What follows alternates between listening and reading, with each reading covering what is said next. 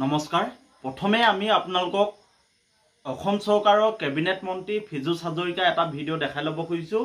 আপোনালোকে চাওক, নিৰ্বাচনৰ আগমুহূৰ্তত অসম চৰকাৰৰ কেবিনেট মন্ত্ৰী ফিজুছ হাজৰিকাই যোৰহাট লোকসভা সমষ্টিত নিৰ্বাচনী প্ৰচাৰ চলাই গৌৰৱ গগৈ সন্দৰ্ভত কি মন্তব্য কৰিছিল।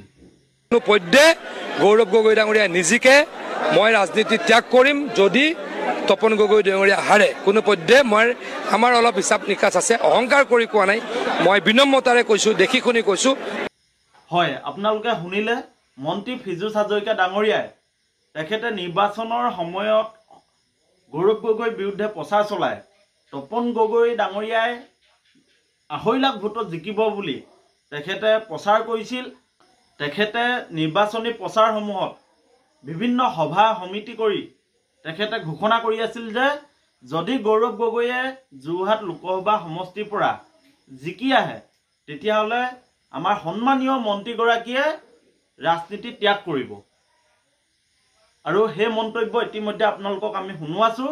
এতিয়া প্ৰশ্ন হয়, মন্ত্ৰী ফিজুছ হাজৰিকা ডাঙৰীয়া আপুনি ৰাজনীতি কেতিয়া ত্যাগ কৰিব?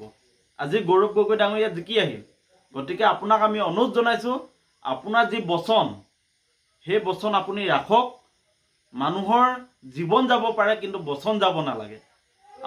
আপুনি যি বচন দিছিলে, আপুনি যি বাক্যবান নিৰ্বাচনৰ আগমুহূৰ্তত এৰিছিলে, এতিয়া আমি ভাবোঁ সেই কথা আপুনি ৰাখিব লাগে।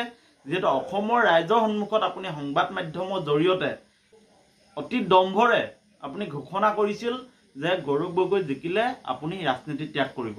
গতিকে আপোনাক আমি হাতযোৰ কৰি অনুৰোধ জনাইছোঁ, আপুনি ৰাজনীতি এৰক। আপুনি যি কথা দিছিল অসমবাসী ৰাইজক সেই কথা আপুনি ৰাখক, তেতিয়াহে আমি বিশ্বাস কৰিম প্ৰকৃততে আপুনি এজন সততাত থকা ব্যক্তি।